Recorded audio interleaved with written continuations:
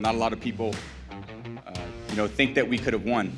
And in fact, I think about 40% of the people still don't think we won. I understand that. You understand that, Mr. President? I understand that. Yeah. Hi, and welcome back to the White House. I'm your host for this intrepid journey, Brian Karem, and all I can say is that the weather in D.C., you can describe it in 2 words: hot phlegm. Anyway, it's been an interesting few days in this White House of Joe Biden's. He's celebrating 6 months as president. So take a small journey with me and we'll show you what's been going on in the last few days of his first 6 months in office. Hi, everyone. Hello. Happy Friday. Happy Friday.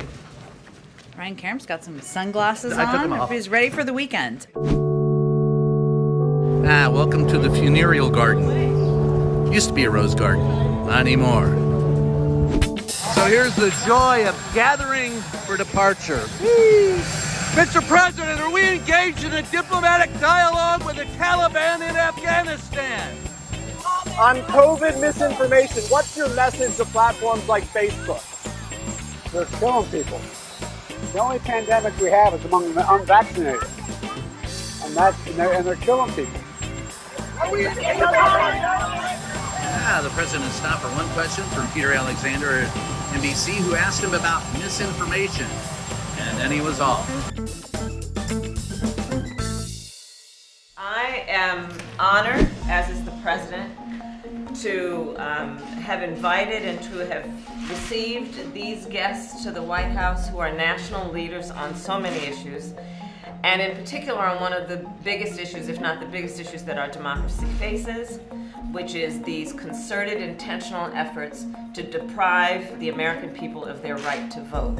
When you have peaceful protests, right, and you get arrested, and then you see the insurrection on January 6th, and those people, a lot of them didn't get arrested, what does that tell you about the status of justice in this country? Are you concerned? Well, the reality is, for us, those of us, many of us got arrested, and those of us who got arrested in spirit, we know we always have to fight and use the direct action at times.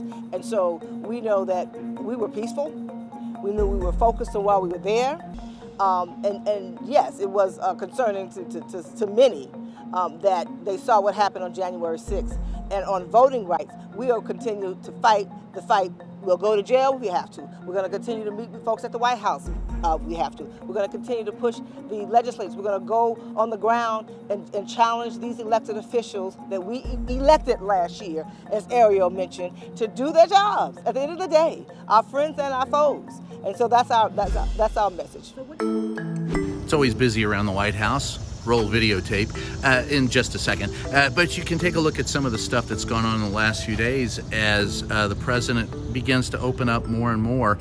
Of course, yesterday, during a briefing at the very end, there was an issue in the East Room where only some members of the press got to go, and I asked a question about that. Talk to you tomorrow. Open up his East Room events to the full press, like every other president? We'll look forward to seeing you soon, Brian. Will you open them? And today, of course, it's open press. Correlation is not causation, but I'll take credit for getting this open for everyone. As the hour grows closer, they begin shuffling in. The Tom Brady watch has begun. Morning. So you a Tampa Bay fan? Big football fan. And I don't care because I'm a Packer fan. And now here we go onto the South Lawn for reasons that are beyond us. The press, of course, will be kept at arm's length, if not farther, back from the event, because nothing says pomp and circumstance like music and keeping the press at bay.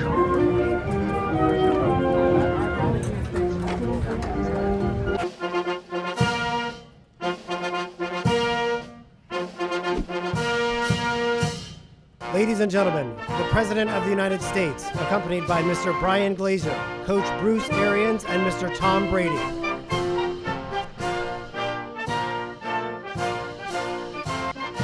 We're here today to congratulate and welcome to the White House the Super Bowl champion Tampa Bay Buccaneers.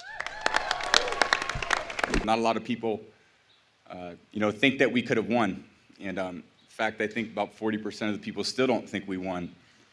I understand Do you that. understand that, Mr. President? I understand that. Yeah. So I asked the Tampa Bay coach, since the president and Tom Brady are, so close in age, if Tom suits up this fall, will they take the president on their roster? He said, sure, why not? We had a game in Chicago where I forgot what down it was. I lost track of one down in 21 years of playing, and they started calling me Sleepy Tom. Why would they do that to me? And so there you have it from the South Lawn today, with the president getting a jersey, number 46. Tom Brady making a few jokes, and the Tampa Bay Buccaneers celebrating during a COVID season their Super Bowl championship. And again, the funereal procession that has become the Rose Garden. God, it used to be so pretty. Today marks 6 months since President Biden was inaugurated as President of the United States. Time flies when we're having fun, right, everyone? Of course, the big question still remains. After speaking with members of the Democratic caucus last night, they still think that this democracy is hanging by a thread and that Donald Trump threatens it every day. And so today my question to Jen Psaki was, is the president aware of that, and what is he going to do about it? I spoke to members of the Democratic caucus last night who think that even 6 months in, our democracy is hanging by a thread. Is the president aware of that sentiment among the Democratic caucus, and what will he do about it? Well, I think the president has given multiple speeches where he has conveyed the risk that a lack of legislation on voting rights and a lack of action on voting rights has to our democracy. So, all right, we got to move on, Brian, because we've got limited time. Karen, go ahead. And so after 6 months in office, this is President Joe Biden, having fun with the winners of the Super Bowl, taking on serious issues, and still trying to deal with the fact that 6 months into his administration, there are still people trying to tear the country apart.